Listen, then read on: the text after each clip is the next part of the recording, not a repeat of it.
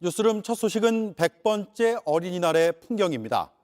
무척 환했습니다. 미소도 동심도 날씨도 환했습니다. 2년 넘게 가려졌던 아이들의 웃음이 전국 곳곳에서 피어났습니다. 그런데 아직 어색하고 조심스러웠는지 마스크를 쓴 아이들도 많았습니다. 어른들이 풀어야 할 일이 여전히 많다는 뜻이겠죠. 첫 소식 구석찬 기자가 준비했습니다. 푸른 하늘과 시원한 바다, 그리고 천진난만한 아이들의 표정. 어린이날 100주년을 맞아서 조선통신사 행렬에 따라 시간여행이 시작됐습니다. 쉬타대가 부산 용호만 부두를 수놓습니다. 한일 문화교류 행사, 조선통신사 축제에 막이 오른 겁니다. 3년 만입니다. 아이들이 조선통신사선을 타고 출항합니다. 그때 원래 타기로 했었는데 코로나 때문에 연기가 돼서 너무 아쉬웠는데 이번에 특히 어린이날 타서 너무 기분이 좋았어요. 해운대 영화의 전당도 시끌벅적했습니다. 마스크를 벗은 친구들이 미소 띈 채 손을 흔들고 신나게 자전거를 탑니다. 대구 시민운동장은 봄 소풍 장소로 변했습니다. 목마를 타고 반짝이는 머리띠를 하고 어린이 경찰도 돼보고 엄마 아빠와 함께 맛있는 도시락도 먹습니다. 원래 밖에서 시원한 데서 먹는 게 당연한 건데 그거를 못하고 있었으니까 이렇게 소소한 행복이 정말 행복하네요. 서울 허준박물관에서도 다채로운 행사가 열렸습니다. 마스크를 내린 뽀하얀 볼에 알록달록 무지개를 그려넣습니다. 지난 어린이날은 거의 하루 종일 대부분 집에서 보냈었던 것 같아요. 좋은 좀 추억 보내기 위해서 이렇게 나왔었어요, 오늘은. 아이들의 간절한 바람이 담긴 전시작도 공개됐습니다. 오늘 어린이날인데 혹시 소원 있어요? 코로나가 없어졌으면 좋겠어요. 퇴임을 앞둔 문재인 대통령은 청와대 어린이들을 초청해 즐거운 한때를 보냈습니다. 윤석열 대통령 당선인도 소셜미디어에 아이들이 마음껏 꿈꾸고 뛰어놀 수 있는 건강한 나라를 만들겠다는 메시지를 남겼습니다. JTBC 구석찬입니다.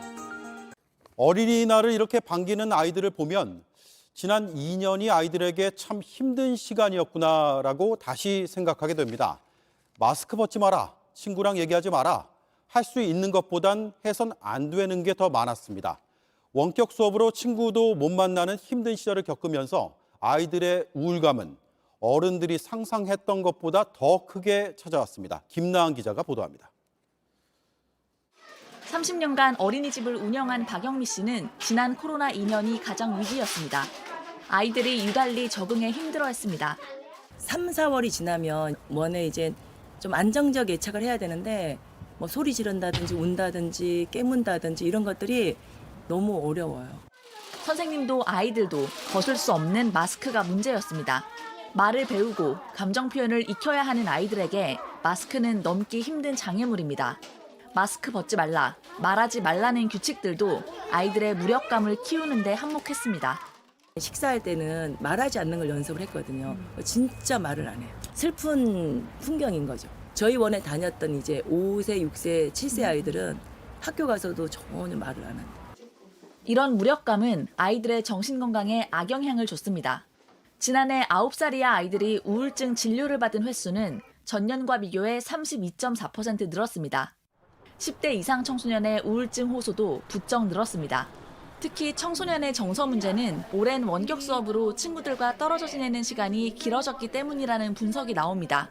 학교라는 공간이 사실은 여러 가지 갈등도 많고 어떤 정서적인 조절 기능도 필요하고 그런 것들을 이제 길러가는 하나의 과정이잖아요. 굳이 내가 억지로 어떤 정서 조절을 위해서 크게 노력하지 않아도 되는 상황이 되다 보니까. 지난해 행복하냐는 질문을 받은 아동 청소년 5명 중 1명은 행복하지 않다고 답했습니다. 그리고 코로나가 가져온 우울증, 코로나블루는 일상 회복이 시작된 현재도 여전히 진행 중입니다. 단순히 정상 등교만 하는 게 아니라 아이들의 정신적 상처를 치유하는 정책도 뒤따라야 한다는 지적이 나옵니다. JTBC 김나은입니다. 네, 이렇게 마음껏 웃고 또 보살핌을 받아야 하지만 100년 전에도 오늘날에도 그늘에 남겨진 어린이들이 있습니다. 소파 방정환 선생이 쓴 글과 함께 세상의 어린이들을 정재우 기자가 돌아봤습니다. 어른들에게 드리는 글. 하나, 어린이를 내려다보지 마시고 쳐다보아 주시오. 1.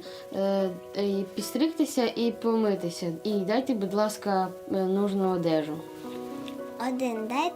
Дайте виспатися і займатися спортом. 하나. 어린이에게 경어를 쓰시되 늘 부드럽게 말씀하여 주시오. 하나.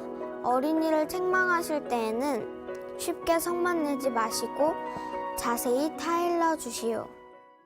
우리 어린이들부터 멀리 우크라이나에서 온 아이들에게까지 100년에 걸친 소파 방정환의 애정어린 당부가 전해졌습니다.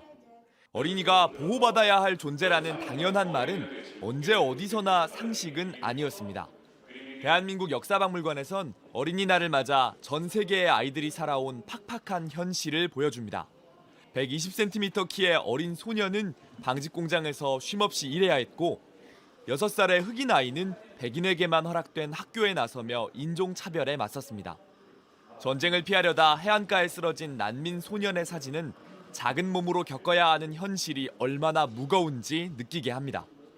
보호받고 사랑받는 존재가 되어야 된다는 것을 천명한 게 이제 어린이날의 목적인데 구현이 됐느냐 이제 그거를 한번 돌아봤을 때 그렇지 않다라는 생각을 하게 됐습니다.